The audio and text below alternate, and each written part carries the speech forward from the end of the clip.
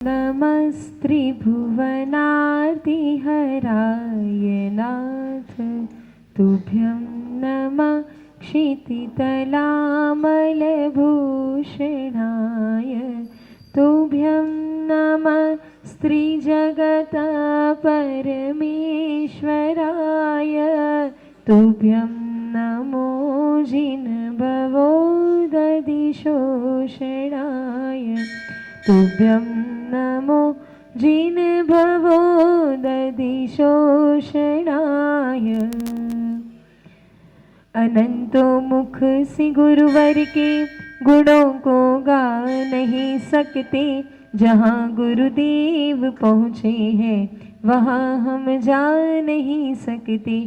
कि खुश हो दिल गुरु ने हाथ अपना रख दिया जिस पे, हजारों गर्दिशों में भी वो ठोकर खा नहीं सकते।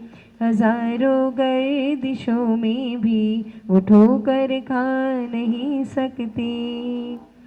बोलिए देवाधिदेव गिरिराज श्री ऋषभनाथ भगवान की, श्री 24 तीर्थंकर भगवान की, परम पूज्य मुनि कुंजर ज्येष्ठाचार्य श्री आदि सागर आचार्य महावीर कीर्तियाचार्य विमल सागर जी महाराज की, युग श्रेष्ठ तपस्वी सम्राट आचार्य श्री सन्मति सागर जी महाराज की, परम पूज्य चतुर्थ पट्टाधीश्वर्य चक्रवर्ती मम दिव्य शक्ति गुरु श्रेष्ठ आचार्य भगवान श्री सुनील सागर जी गुरुदेव की, आरिका माशी सुदृढ़मती माता जी की। धन घड़ियों धन दिवसियों ही धन जन्म मेरो भयो, अब भाग्य मेरो दय आयो, दर्श प्रभु जी को लख लयो। प्रातःकाल की मंगल बेला है, सभी लोग भगवान जिनेंद्र के चरणों में बैठे हैं और अपने मंगलमय दिन की शुरुआत कैसे मंगलमय हो और कैसे भगवान की अर्चना हमारे लिए हमारे जीवन को भी अर्चनीय और पूजनीय और पवित्र बनाए, ऐसी भावना के साथ सभी इस समूह शरण में सभी लोग बैठे हैं, दर्शन करते हुए आते हैं। और हम सभी ये दर्शन स्तुति में ये पंक्तियां बोलते हैं ना, सभी लोग बोलते हैं। पर वास्तविकता में वह धन्यता का अनुभव जब हम भगवान की उस वितरागी मुद्रा को देखकर, उस जिनेंद्र प्रतिमा को देखकर वो जो आह्लाद मन में उत्पन्न होना चाहिए, अहोभाव,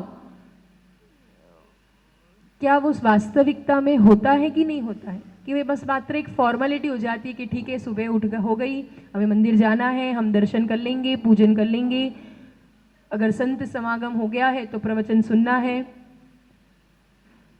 ना।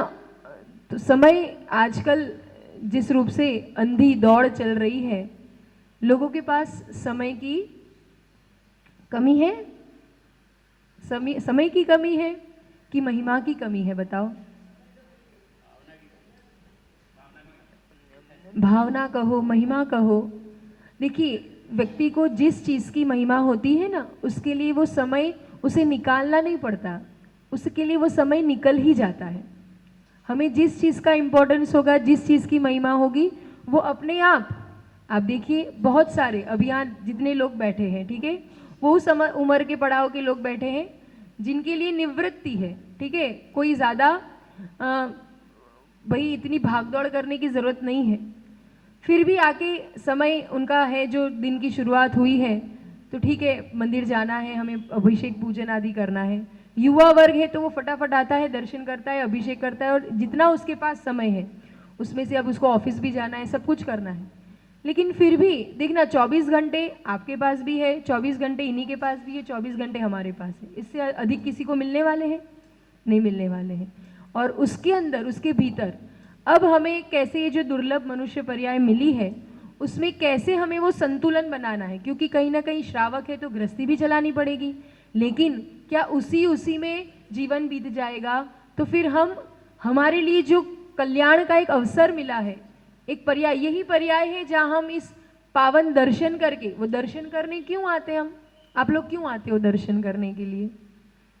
क्यों आते हो दर्शन करने के लिए? लक्ष्य पता है? कर्मों की निर्जरा, अच्छी बात है। किसी का ये अभिप्राय कि मुझे कर्मों की निर्जरा करनी, किसी का क्या अभिप्राय, किसी का कोई और अभिप्राय होगा, कोई और लक्ष्य से आता होगा। किसी को बस वही कि मेरे पापा भी जाते थे, मेरे दादा भी जाते थे, इसलिए मैं मंदिर आता हूँ। एक इतना भी होता है ना, एक बस रूढ़िवाद चलता है परंपरा से कि हमें इसी मंदिर जाना है। हम जिन मंदिर क्यों आते हैं? मात्र हम जैन हैं इसलिए हम जिन मंदिर आ रहे हैं क्या? बताओ बताओ। नहीं, जिन शासन कहो, जैन धर्म कहो, गुणों की आराधना करने वाला धर्म है। जहाँ वह गुण दृष्टि है, जहाँ वह गुण पाए जाते हैं, वहाँ हम नमस्कार करते हैं। हम यहाँ क्यों आते हैं? इनको ही क्यों नमस्कार कर रहे हैं? ऋषभदेव भगवान को ही क्यों नमस्कार कर रहे? पार्श्वनाथ के भगवान को ही क्यों नमस्कार कर रहे? रामचंद्र को नमस्कार नहीं कर सकते? बताओ, श्री राम जी को नमस्कार कर सकते कि नहीं कर सकते? अच्छा, मेरी भावना बोलते हो। जिसने राग द्वेष कामादिक जीते सब जग जान लिया, सब जीवों को मोक्ष मार्ग का निष्प्रह उपदेश दिया। फिर आगे की लाइन, बुद्ध वीर जिन हरिहर ब्रह्मा, या उसको स्वाधीन कहो।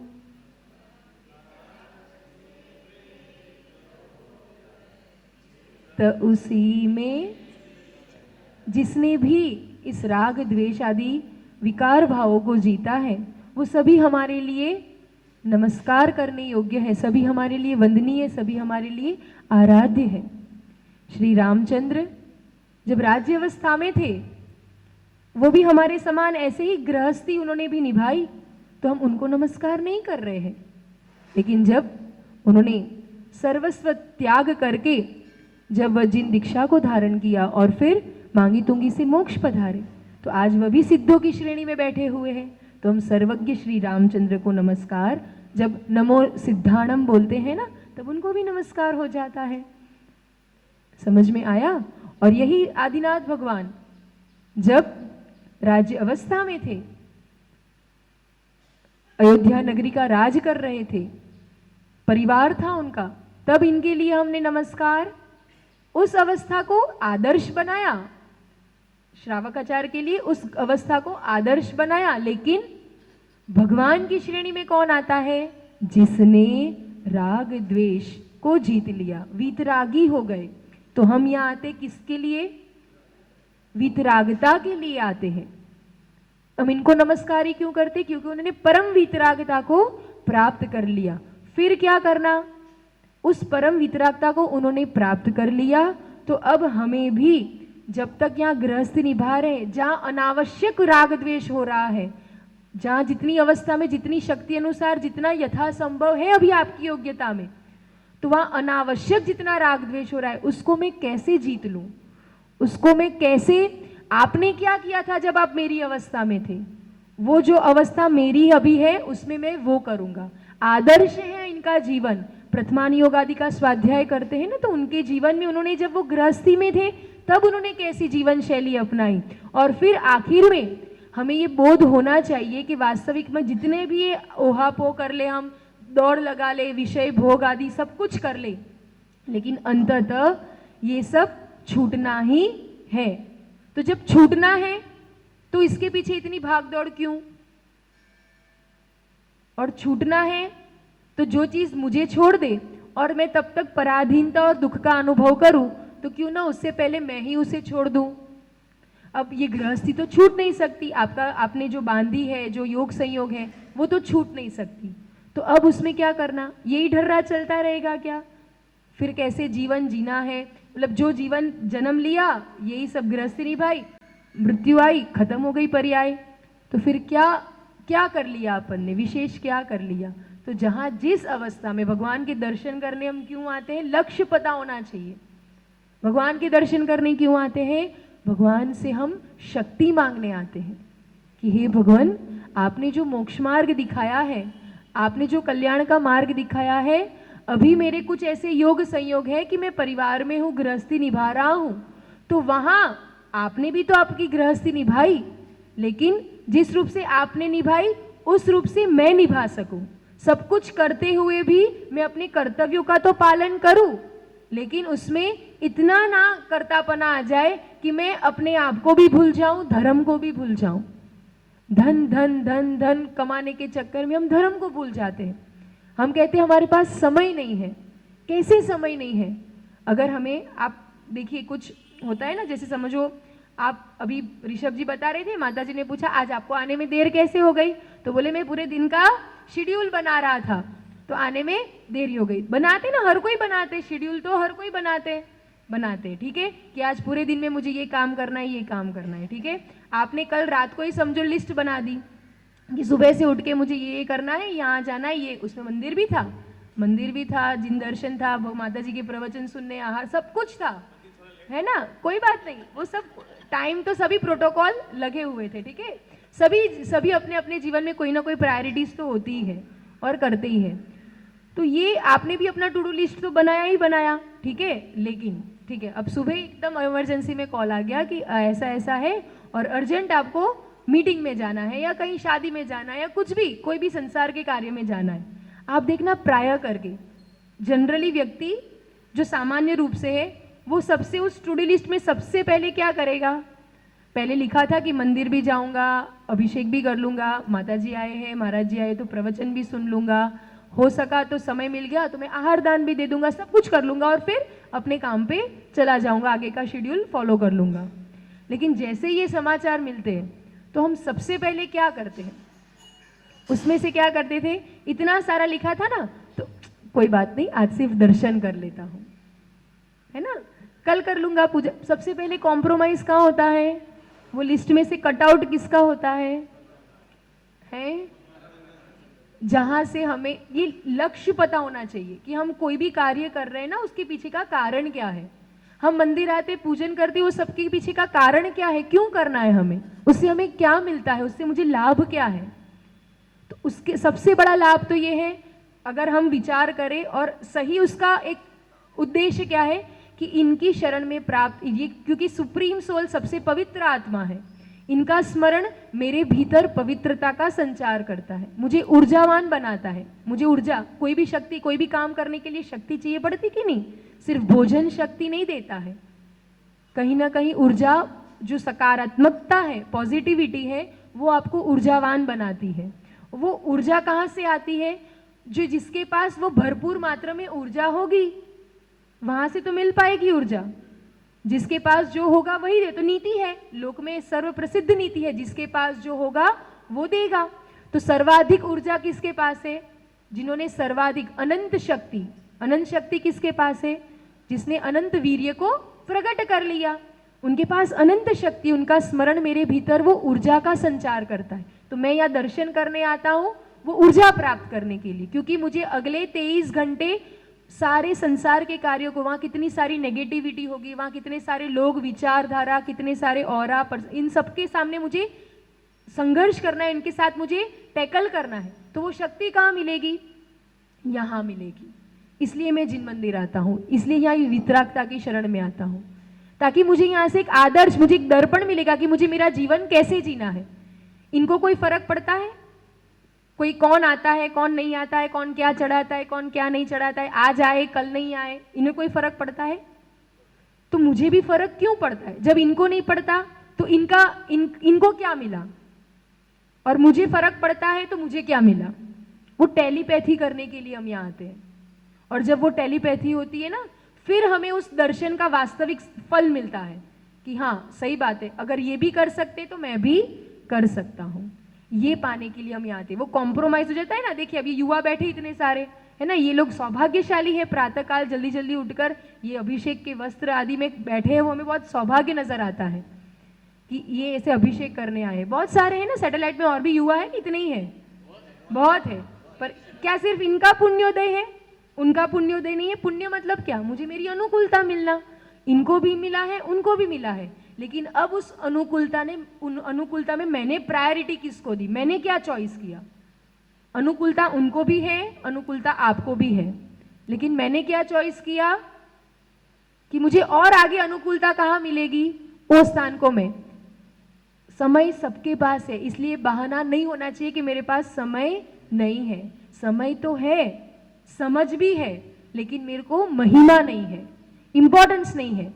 सुबह 5 बजे डॉक्टर आपको बोल दे कि आपको जिम जाना है, आपकी हेल्थ बहुत बढ़ रही है, कोलेस्ट्रॉल बहुत बढ़ रहा है, आपको जिम जाना है, वर्कआउट करना है, 5 बजे उठ के जाओगे कि नहीं? जाएंगे कि नहीं? हेल्थ रहना है, फिट रहना है, बिल्कुल रहना है ना। जिम जाने से बॉडी फिट रहती है, लेकिन जिन मंदिर जाने से ये सोल फिट और हेल्दी और हाइजेनिक रहती है। जब सोल फिट और हेल्दी और हाइजेनिक रहेगी ना, तो बॉडी भी अपने आप, क्योंकि पुण्य होगा, पुण्य बढ़ेगा तो आपका शारीरिक कहो, मानसिक कहो, आध्यात्मिक कहो, स्पिरिचुअल हेल्थ, कोई भी, सभी सुरक्षित हो सकते हैं, सभी स्वस्थ रह सकते हैं। पुण्य की महिमा करो। और पुण्य कहाँ से आता है? पुण्यवानों की संगति से आता है।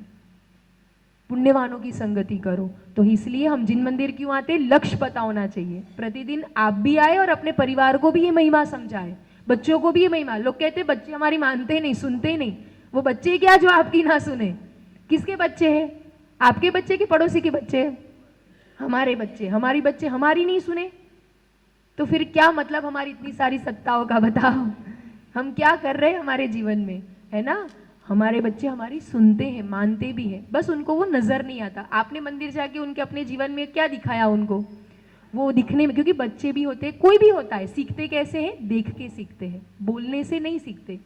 वो देखते हैं कि इनके जीवन में देखो कुछ भी होता है, ये कुछ भी होता है, प्रायोरिटी, चाहे कितना ही काम करने जाना हो, पर जिन मंदिर जाके ही जाते हैं। जब वो देखते हैं ना तो वो फॉलो करते हैं। तो इसलिए हम हमारे जीवन से किसी को सिखाए तो ये महिमा हमारे भीतर हो कि हम जिन दर्शन करने क्यों आते हैं।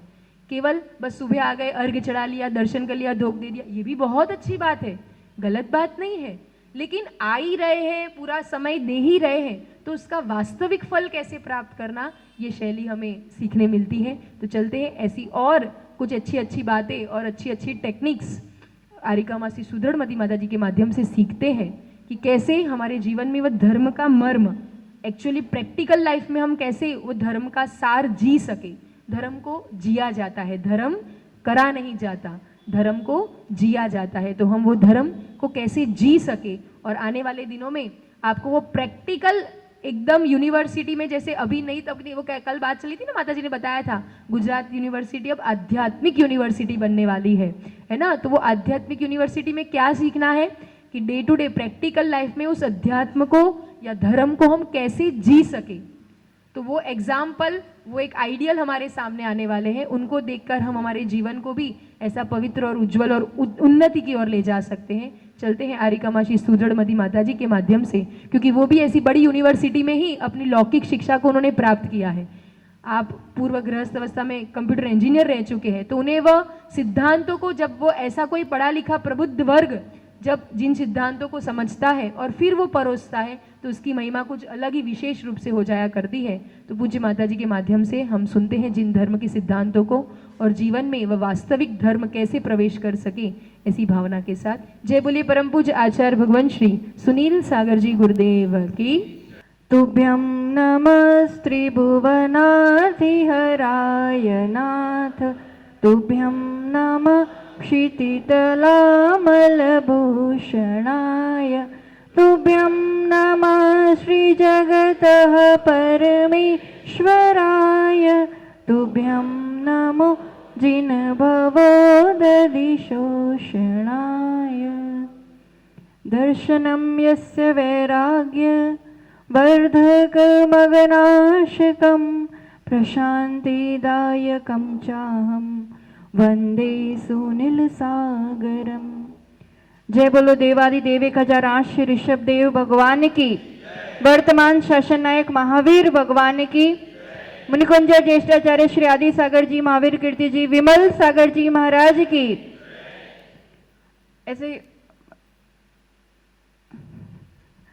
ऐसा जयकारा है ना, थोड़ा सा अच्छा नहीं लगता। ऐसे जितने हाथ ऊंचे करते हैं, जितनी आवाज ऊंची करते हैं, उतनी किस्मत भी ऊंची उठती है। युग श्रेष्ठ तपस्वी सम्राट आचार्य सन्मति सागर जी महाराज की, चर्या चक्रवर्ती अध्यात्म योगी मम प्राण गुरु श्रेष्ठ आचार्य भगवान सुनील सागर जी गुरुदेव की।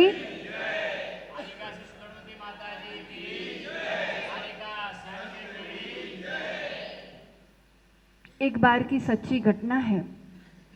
एक श्री संपन्न सेठ और अत्यंत धर्म बुद्धि, श्रावक व्रतों का अच्छे से पालन करना, धर्म ध्यान, प्रतिदिन खुद कुएं से पानी लाते जीवानी करके और व्रतों का पालन करते थे। एक दिन की बात है, बेटे की नई नई शादी, नई बहू घर में। अब उसको यहाँ की रीति समझने में थोड़ा तो टाइम लगेगा। उस दिन शेठ जी ने जो पानी लाए थे, कल पानी छान के क्या करते हैं, तुरंत बताओ आप लोग। पानी छानने के बाद छन्ने को क्या करते हैं? यूं कर देते हैं, जीवानी करते हैं ना। दूसरे बर्तन में, एक बर्तन में जो इतने सारे जीव उस छन्ने में थे, जीवानी को दूसरे बर्तन में करके, अब उनको उस दिन कहीं जाना जरूरी था, तो कुएं तक नहीं जाके वो बर्तन को एक साइड में रख दिया कि शाम को जाऊंगा तब ले जाऊंगा, और वो काम से चले गए। अब बहू को ध्यान नहीं रहा कि ये तो जीवानी का पानी अलग से रखा हुआ है, तो उसने उसको यूज कर लिया। अब शाम को आके वो ढूंढने लगे कि वो बर्तन कहाँ रखा, मैं लेके जाऊं। बात में पता चला शेठ जी को कि अरे वो पानी तो उपयोग हो गया है। इतने सारे जीवों का वो पिंड, वो एक कटोरी या एक भगोनी भर पानी नहीं है, वो एक कैन भर पानी नहीं है, वो असंख्यात जीवों के स्थान है। अब उनसे तो मतलब रहा नहीं गया, हालत खराब हो गई कि अब कैसे, क्या इतने सारे जीवों का घात हो गया, इतना बड़ा पाप हो गया, अब मैं क्या करूं। नगर में मुनिराज थे, वो सीधे दौड़े दौड़े मुनिराज के चरणों में पहुंचते, अश्रुधारा बह रही है। सच्चा धर्मात्मा अपने से निमित्त से किसी भी जीव का घात हो जाए तो हृदय द्रवित हो जाना चाहिए। उस नेमिनाथ के वंशज हैं हम सभी, जिस गुजरात की भूमि में सिर्फ पशुओं का बंधन देख करके आप कल्पना कर सकते हो उस विचारधारा की, उस हृदय की करुणा की, उस दृश्य की। कहाँ राजकुमारी, उस सुंदर राजकुमारी के शादी करने के लिए जा रहा है कोई दूल्हा, और पशुओं का बंधन करके पूरा रथ मुड़ गया, पथ बदल गया। कैसी दया होनी चाहिए एक जैनी के हृदय में। वो शेठ जी की अश्रुधारा बह रही है। मुनिराज से कह रहे प्रायश्चित दीजिए, आज मेरी असावधानी, और खुद से नहीं हुआ है, फिर भी मेरी असावधानी से आज जीवानी की रक्षा नहीं हो पाई, आप प्रायश्चित दीजिए। मुनिराज ने क्या प्रायश्चित दिया होगा, आप बता सकते हैं? क्या प्रायश्चित दिया होगा? 10 माला, 11 माला, एक उपास, उतना ही दे सकते हैं ना? क्या दिया होगा बताइए। और कोई बता सकता है? पढ़िए ये कथा, प्रथमान योग का स्वाध्याय किया करो। मुनिराज कहते हैं 84,000 मुनिराजों को आहार दान देना, तब जाकर के तुम्हारे इस पाप का प्रायश्चित हो पाएगा। एक कटोरी जीवानी की रक्षा नहीं करना कितना बड़ा पाप होगा कि इतना महान पुण्य कार्य से भी उसका प्रायश्चित नहीं हो रहा है। 84,000 मुनिराज, वो तो घबरा गया, मेरा तो जीवन पूरा हो जाएगा, तो भी मेरा तो ये प्रायश्चित पूरा नहीं हो पाएगा, आप कुछ और बताइए। मुनिराज कहते ठीक है, 1008 जिन बिंब प्रतिमाओं की स्थापना करो, तो कहीं शायद इस पाप का प्रायश्चित हो सकता है। वो और घबरा गया कि ये भी एकदम से इतना तो कैसे हो पाएगा। मुनिराज कहते हैं क्योंकि श्रावक को तो हर चीज में रास्ते चाहिए, ये नहीं ये नहीं ये। सैटेलाइट के शेठ जी होंगे नहीं?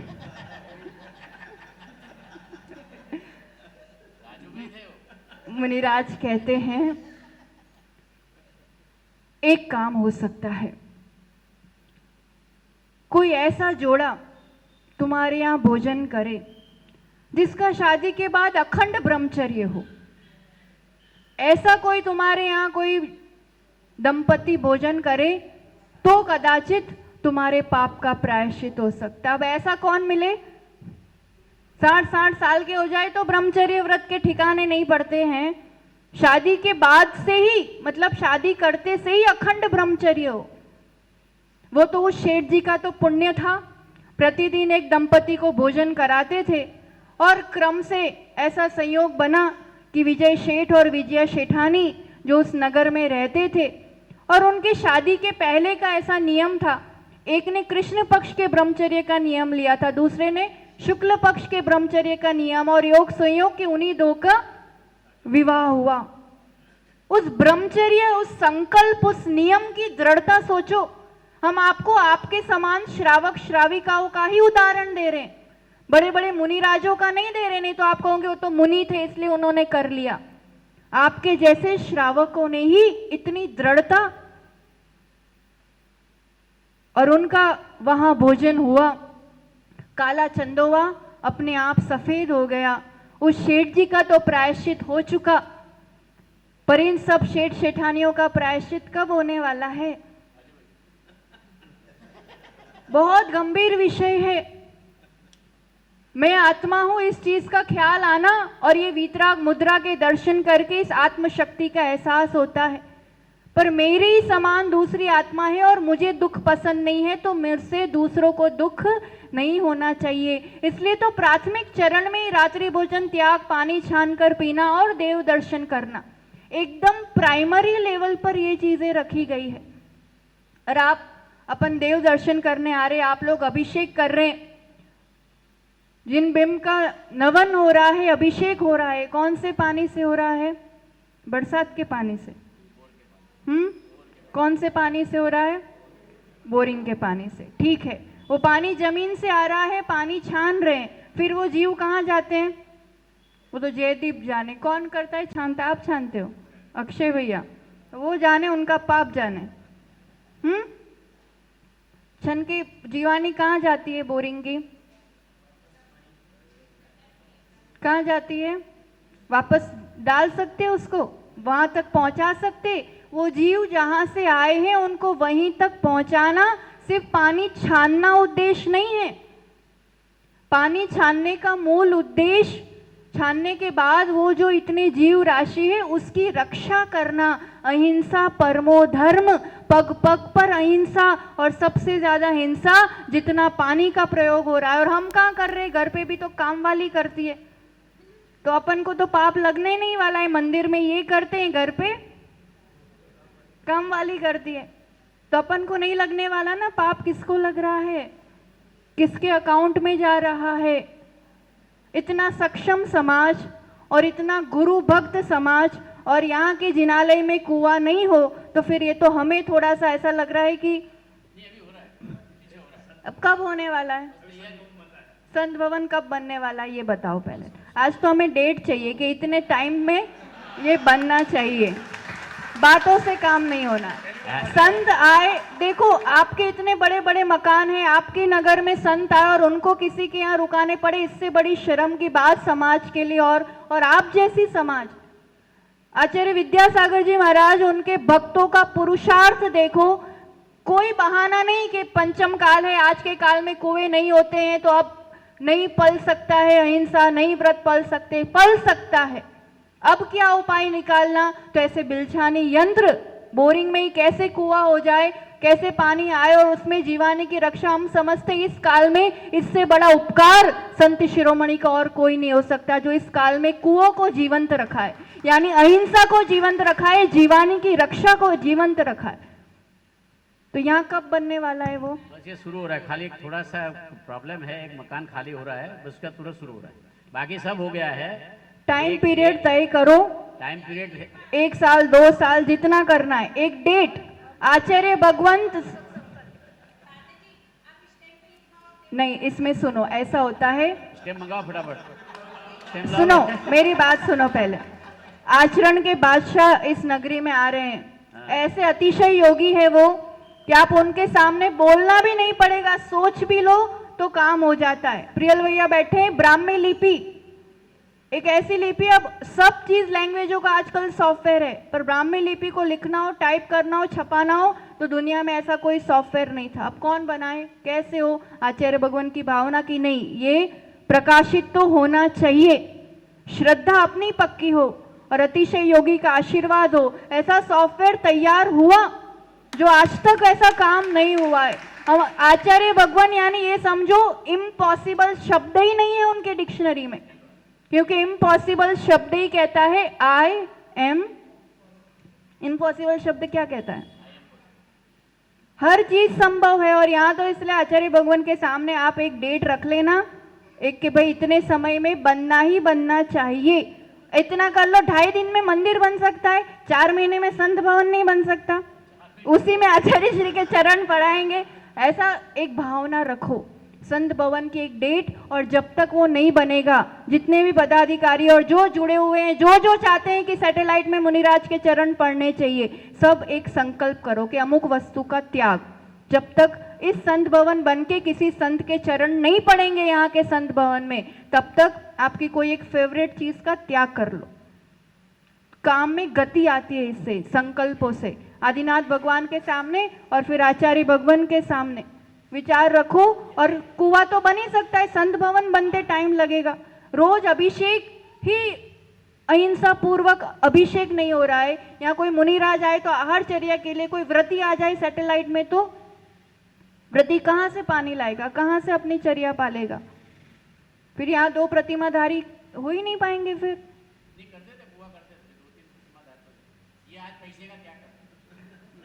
नहीं, बात गंभीरता से थोड़ा विषय लेकर के सबसे फर्स्ट प्रायोरिटी में तो कुआं कराए। और संत भवन का एक संकल्प के इतने समय में तो यहाँ पर 2 साल, 2.5 साल, 1.5 साल, एक डेट कि इस डेट तक यहाँ पर बन जाना चाहिए। संकल्प के बिना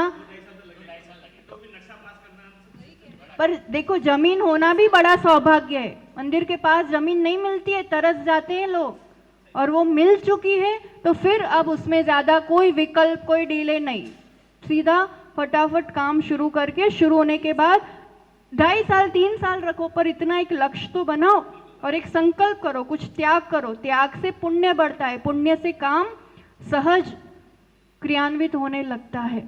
तो ऐसे अहिंसा की बात चल रही है, और बात मूल रूप से ये है कि जहां ऐसे चर्या चक्रवर्ती जिन्होंने इस पंचम काल में भी चतुर्थ काल की चर्या को जीवंत रखा है, वो जब इस आधुनिक नगरी में आ रहे हैं तो ऐसा समझो कि श्रावक को श्रावक बनाने आ रहे हैं। श्रावक व्रत जीवन में हो, मिनिमम जितनी चीजें एक श्रावक के लिए कही गई है, जैसे अहिंसा जैसा व्रत, उतना जिस हद तक पालन हो सके, कुछ नवीनता हमारे जीवन में आए।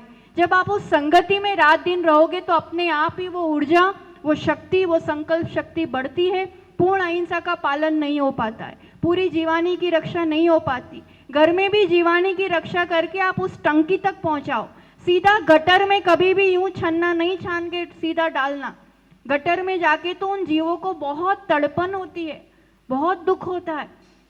पानी छान रहे हैं दूसरे बर्तन में, फिर वो छने पानी से जीवानी करके जिस टंकी से पानी आया उस टंकी में डालो। इतनी हिम्मत नहीं हो पा रही है या वो व्यवस्था नहीं बन पा रही है, तो पेड़ पौधे बहुत है यहाँ, उस पेड़ पौधे में वो टंकी का वो ही पानी डाल के फिर वो डालो। पर भावनाएं, लक्ष्य, संकल्प काम करता है। 4 महीने आचार्य भगवान आ रहे हैं, गीजर का पानी यूज नहीं करेंगे, सीधा एक्वागार्ड या वैसा पानी यूज नहीं करेंगे। जितना बनेंगे हमारी तरफ से हम पूरी कोशिश करेंगे कि अधिक से अधिक, जिसमें अनछने पानी से बना है बाहर का भोजन, यहाँ भी भोजनशाला वगैरह जो रखो, छने पानी से ही भोजन बने, कम से कम हिंसा हो। वैसा सबको भी अपन जैन रीति से ही वो ही सीधे कैंप पर ला करके नहीं रख देना,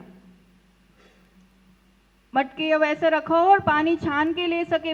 मूल प्रभावना और मूल चर्या ये होनी चाहिए। बाकी लोगों में भी वो तो होता ही है। तो ये जैनियों का स्थान है, जैनियों का कार्यक्रम है, जैनी लोगों का है, वो कैसे पता चलेगा? कभी भी जुलूस आदि होता है, जुलूस आदि में कोई श्रृंगार नहीं, नेल पॉलिश, लिपस्टिक नहीं, जुलूस निकलता है, पानी की व्यवस्था रखते हो, मटके रखो, छन्ना उसमें रखो, जनता देखती है कि ये जैनियों का जुलूस है, देखो इनके यहाँ अहिंसा का ऐसे पालन होता है। दूसरों के यहाँ भी वो कैंपर रखे जाएंगे, अपने यहाँ भी वही रखे जाएंगे, वही सीधी बॉटल गटक रहे। फिर वो कितने ही बड़े जुलूस हो, कितनी ही बड़ी चीज है, वो प्रभावना का अंग नहीं बन पाता है, ना आचरण आ पाता है। आचरण से ही प्रभावना होती है। इस बार के जुलूस में ये चीज ऐसी दिखनी चाहिए, दिखाने के लिए ही करो हम तो कह रहे हैं, पर करो, आम जनता को दिखना चाहिए। बाकी क्या पहचाने बताओ, कोई तो टोपी लगाएगा, कोई पगड़ी लगाएगा, कोई कुछ लगाएगा कि अमुक समाज का जुलूस है। जेएनयू का जुलूस है, कैसे पता चलेगा? कैसे पता चलेगा बताओ? वेशभूषा से और कुछ इस तरह के क्रियाओं से।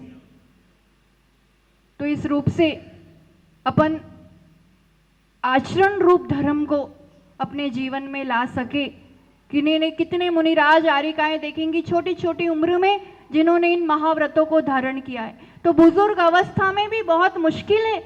इन समयों में हमने जो इतने सालों से आदत डाल दी है शरीर में, और अब महाव्रतों का पालन करना है, वो भी उतना आसान नहीं है। तो आपके सामने तो ऐसे आदर्श, ऐसे साक्षात उदाहरण आ रहे हैं कि जो हमारे ही जैसे गृहस्थी में रह करके अब महाव्रतों का कैसे पालन कर रहे हैं, कैसे बिना दवाई के रह रहे हैं, कैसे नीचे बैठ के रह रहे हैं, कैसे एक टाइम भोजन करके रह रहे हैं। तो जब ऐसा हमारे सामने दिखता है तो कहीं ना कहीं अपना रात का तो छूट ही जाता है। तो दिन में एक बार करने वाले दिखते हैं तो यार अपन रात को नहीं लेंगे तो क्या होगा? कुछ नहीं होगा। अपन बाहर का नहीं खाएंगे 4 बार तो क्या होगा? कुछ नहीं होगा। तो जब ऐसे साक्षात उदाहरण सामने आते हैं तो अपने जीवन में भी वैसा यथा योग्य आचरण श्रावक व्रत आते ही आते हैं।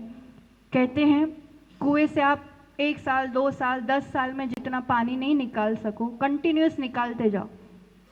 उससे अधिक पानी एक बार बादल बरसे ना आ जाता है ना। कुएं से लगातार निकालते रहो, उससे जगह बादल एक ही बार में, एक बादल ही उतना पानी बरसा देता है। ऐसे ही 1 साल 2 साल 10 साल पूजन किया, अभिषेक किया, तीर्थ यात्रा की, जो भी अपन ने पुण्य कर्म किए,